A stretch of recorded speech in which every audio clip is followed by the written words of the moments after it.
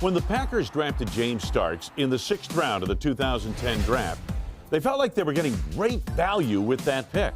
After all, Starks had racked up a pair of 1,000-yard rushing seasons in college at Buffalo. But little did anyone know how quickly that pick would have to pay off in a super season. Was it Buffalo area, or where did you grow up? I grew up upstate New York, Niagara Falls, New York. Niagara Falls, yeah. Yes, sir.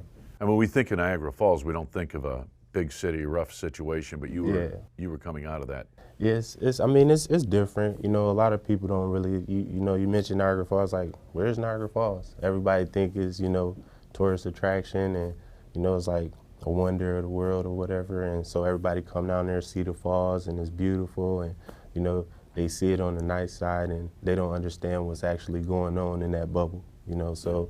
You come to Green Bay, 6th round draft choice, and lo and behold, you spent a lot of time your rookie year on the injured list, right? You were, like most of that team, you were injured. Yeah.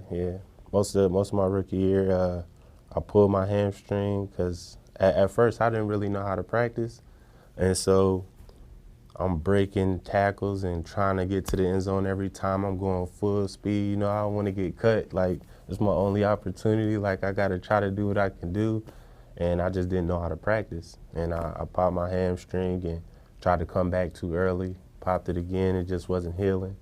And then I got put on PUP, so I was gone for like 6 weeks, whatever. The Packers of 2010 were an outstanding passing team with an inconsistent running game, to say the least. Matter of fact, very late in the season, they were still looking for one. They found it when their rookie running back finally got healthy at the end of the regular season, and the playoff run commenced. I feel like the team, we were different, as far as our bond, our confidence. Even though we lost a few games, if you look at that roster then, I think it was a lot of injuries. So guys were starting to come back, get healthy. And then, I was young, I was still learning and things like that, but I think Coach Egger did a great job of just, keeping me, in the loop, in the system, as far as, what I need to do, the plays I need to know, what I'll be running. I understood all those things, so I never was nervous coming in as a rookie, Edgar Bennett was a great coach, wasn't he? Great coach. Mm-hmm. And you mentioned he kind of kept you in the loop. It's almost like he knew that at some point in that season you were going to have to play a role. Yeah, I mean, he was confident in me. He just knew that, I was young. I would make those mistakes, and he tried to put me in the best situation to, understand what I'm getting myself into. Brandon Jackson was the starter at the beginning of the season. It didn't quite work out as it went down.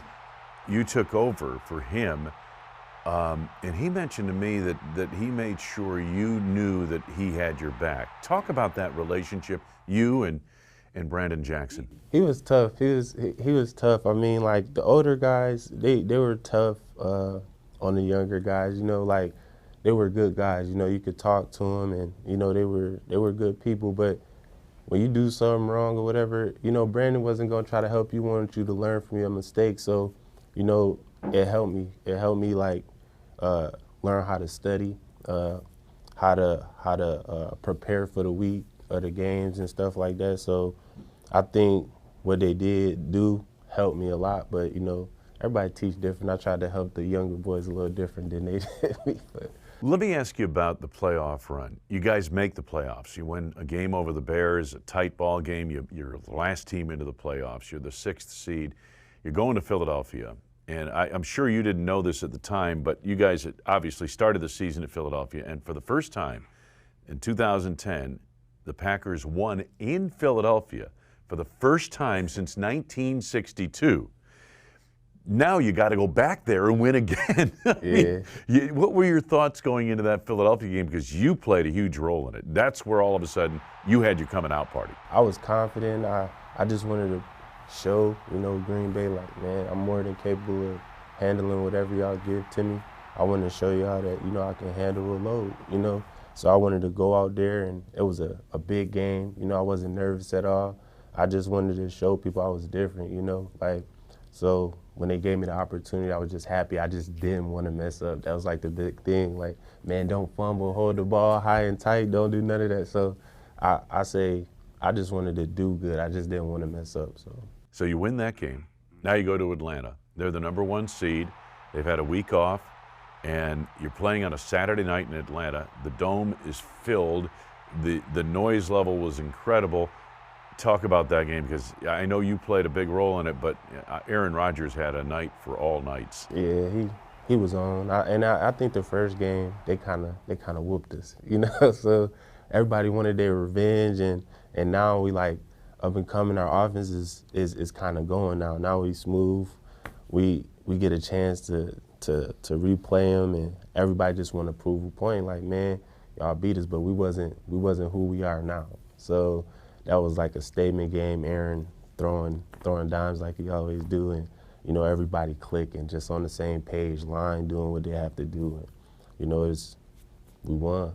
But James, you know what we saw was that all of a sudden this Packers team, unlike the regular season team, had a running game, a bona fide running game, and you were it.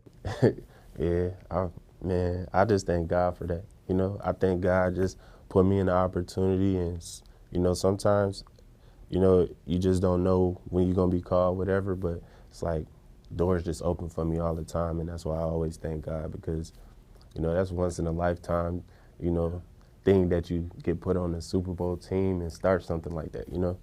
So you win in Atlanta, and then you go to Chicago for the NFC Championship game, and you played the Bears twice, that type of thing.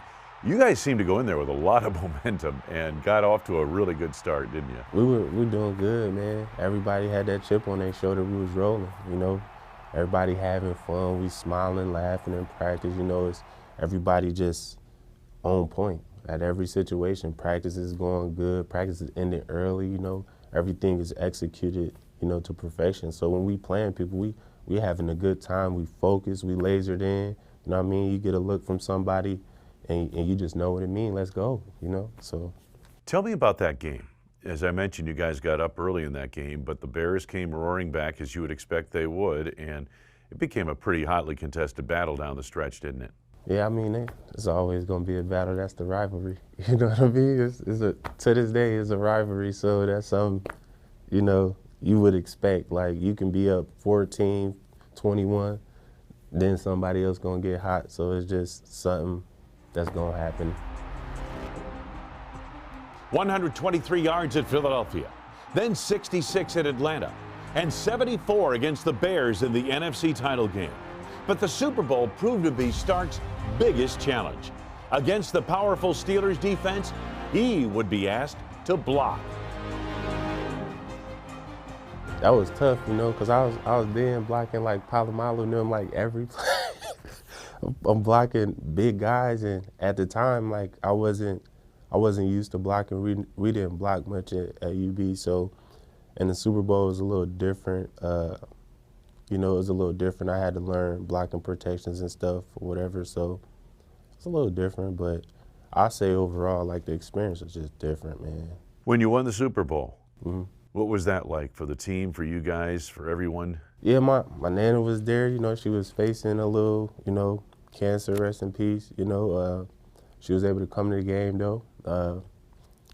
You know, then she got to see it. You know what I'm saying? My mama was there. My brothers and sisters was there. You know what I mean? So, you know, my other grandmother had died, so she didn't get to see it. But like everybody that I really wanted to be there was there. So that was mad special.